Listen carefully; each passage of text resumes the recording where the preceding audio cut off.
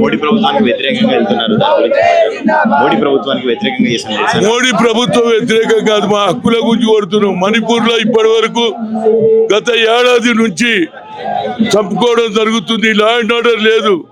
ఆడ president rule పెట్టమంటే పెట్టావు. పార్లమెంట్ కమిటీ అంతా పోయి రికమెండ్ చేసింది.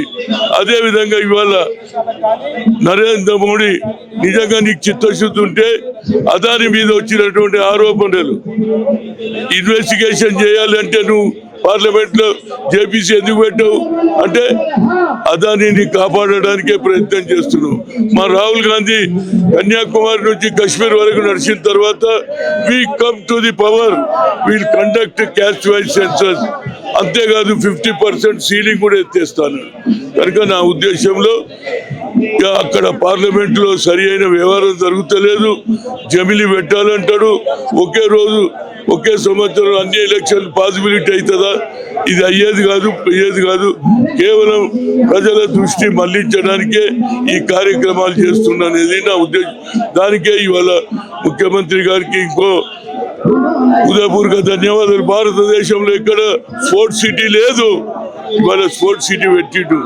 ఇదే లెక్కలు అన్ని రాష్ట్రాలలో స్పోర్ట్స్ సిటీ పెడితే యంగ్స్టర్స్ కు అవకాశం ఉంటుంది. Being a former sports minister గా I want to congratulate honourable chief minister Revanth Reddy.